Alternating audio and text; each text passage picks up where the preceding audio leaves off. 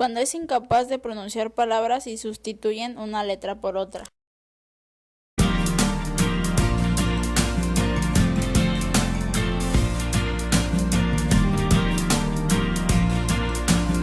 Pequeños que son tímidos o despistados.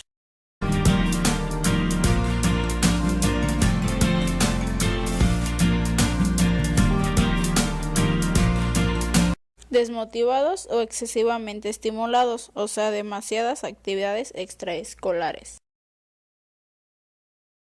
Aquellos que en el seno familiar están aquejados de falta de cariño o viven situaciones conflictivas con frecuencia.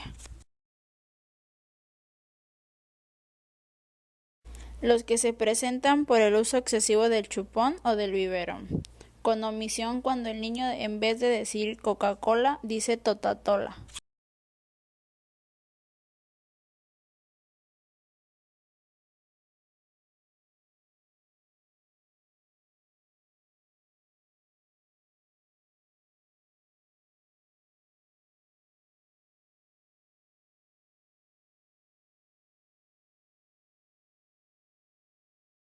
Dislalia evolutiva, se da en edades tempranas y es propia del desarrollo. Dislalia audiógena, se da en casos de deficiencias auditivas. Dislalia funcional, se trata de la alteración en la articulación de ciertos fonemas.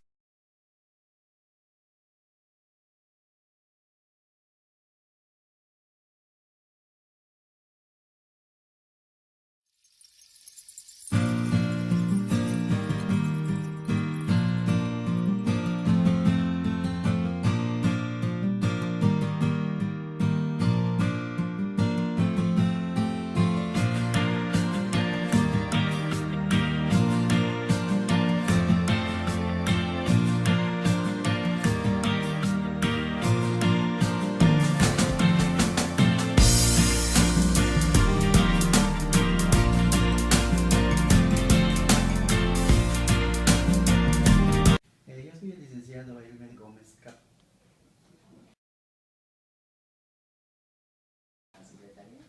Bueno, actualmente en la Secretaría tengo la función de supervisor de zona escolar, de la zona 03 de educación especial. Bueno, una dislalia es todo problema del lenguaje a nivel fonológico. Todos los fonemas que un alumno, un niño pueda decir se considera una dislalia. En el lenguaje español, la dislalia se da frecuentemente al pronunciar los fonemas con la S, la F, la L y regularmente la doble L, el vibrante.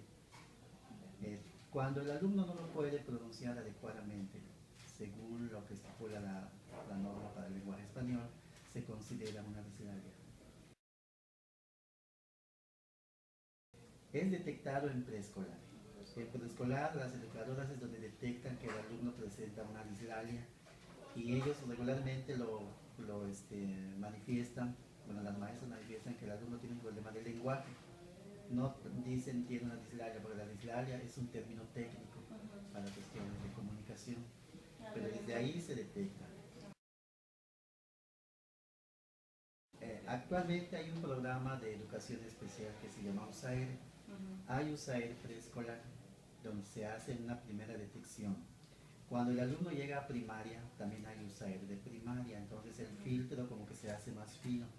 Entonces ahí se aplica una exploración del lenguaje en 4 aspectos. Uno de esos aspectos es el fonológico, en donde se detectan todas las dislalias que el alumno presenta o pudiera presentar. Si un alumno cuando tiene alguna dislalia muy marcada, regularmente lo convierte en un problema de conducta, porque el alumno como ya sabe o ya escucha que los demás pues no le dicen que no pronuncia adecuadamente, lo transforma en que se queda muy callado, se queda como que introvertido y ya no le gusta participar, leer, estar en acciones donde sea la comunicación sea verbal, porque ya sabe que no lo pronuncia bien, entonces mejor ya no participa. ¿Eso le afecta en su desempeño escolar? Definitivamente, porque como ya no hay una lectura eficaz, pues el maestro piensa que a veces no sabe leer y de ahí se generan otro tipo de consecuencias académicas.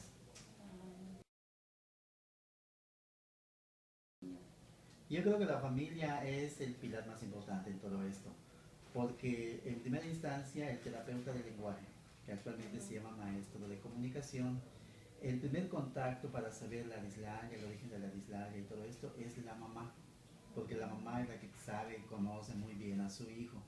Entonces ahí es donde el terapista del lenguaje o terapeuta del lenguaje le tiene que dar una asesoría y orientación a la madre de familia. Es muy común que, por ejemplo, se chiquee a los alumnos, ¿no? Le hablamos como bebés y el niño se va quedando con esa manera de hablar. Al final eso genera una dislalia. Entonces la mamá tiene que ser consciente de que su hijo tiene una evolución del lenguaje. Por ejemplo, a los 6 años tiene que colocar esa situación de comunicación bastante pues mala en alguna manera en que le habla como bebé, para irlo hablando ya como un adulto, como un niño, como en un proceso.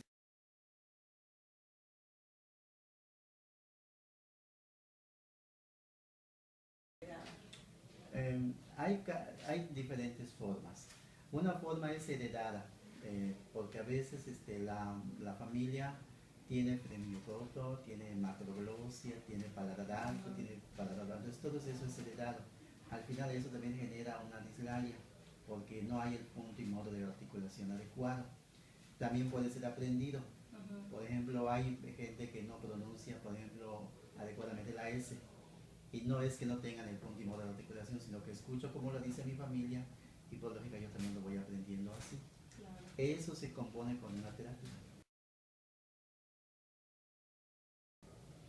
¿Qué terapia se usa en ese caso? Ustedes como maestros, ¿cuál es la terapia? Bueno, los maestros de comunicación son los que aplican la terapia dependiendo del fonema afectado, se da la terapia. Terapias para punto y modo de articulación, en donde el alumno tiene que aprender a buscar el punto, o sea, dónde va a poner la lengua para que pueda pronunciar el fonema, y el modo como es que tiene que sacar el aire para que pueda vibrar la lengua o pueda mover la lengua adecuadamente.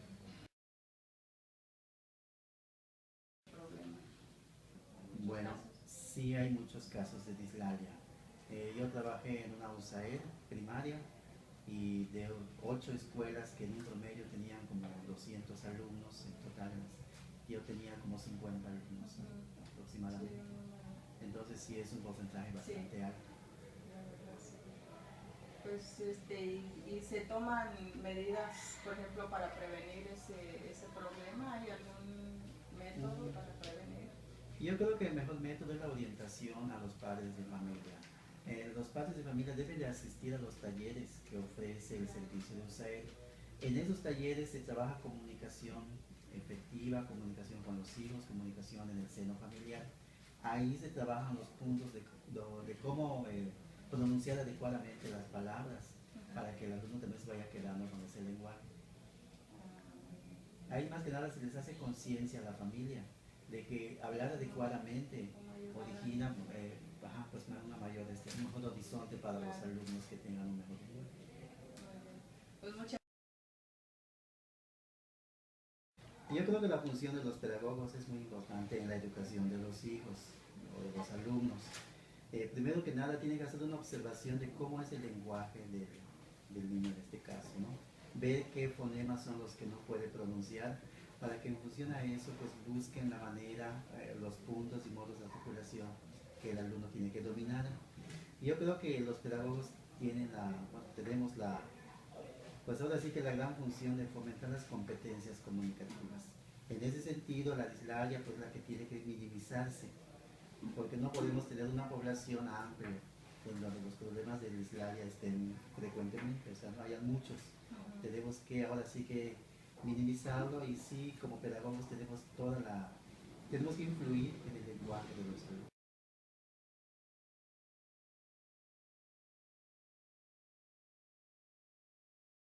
¿Qué es una dislalia? Una dislalia es un problema en la articulación del lenguaje. Se puede hablar de un problema de dislalia a partir de los 4 años, porque en estas etapas 1, 2, 3, el lenguaje todavía está en un proceso de desarrollo. A partir de los 4 años, el niño ya debería de tener un lenguaje bien articulado, bien pronunciadas sus frases, sus oraciones y sus palabras.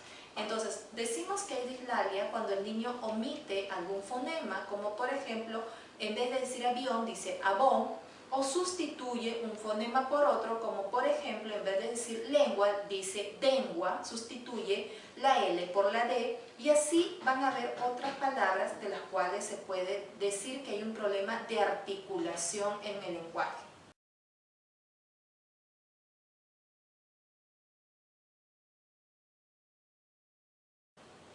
Es entonces que a partir de los 4 años nosotros podemos hacerle un descarte mediante un pequeño test. Entonces, de acuerdo a las palabras correctas o incorrectas que el niño pronuncie, nosotros vamos a poder hacer un diagnóstico.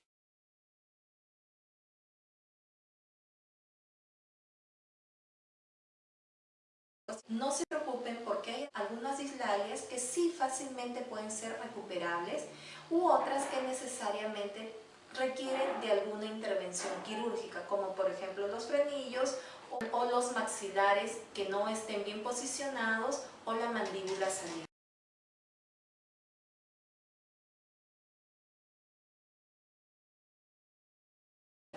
Hay dislalias que se presentan por el uso excesivo de chupó, del biberón, de la tetina, por el uso de chuparse el dedo. Pasamos los 2 años. Hasta los 2 años no hay problema porque todavía sus dientecitos y sus órganos articulatorios están en formación. Pasados los 2 años ya no es adecuado y no es necesario.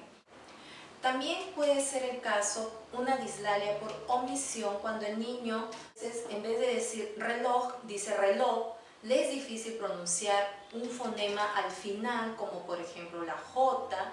Le es difícil pronunciar el fonema che. Muchas veces tiene que decir chicharrón o chancho y dice ticharrón y dice sanso. Cambia la che por la S, entonces no hay una articulación adecuada. Es hasta los 6 o 7 años en que podemos esperar y podemos darle tiempo a que nuestro niño pronuncie la R o la R.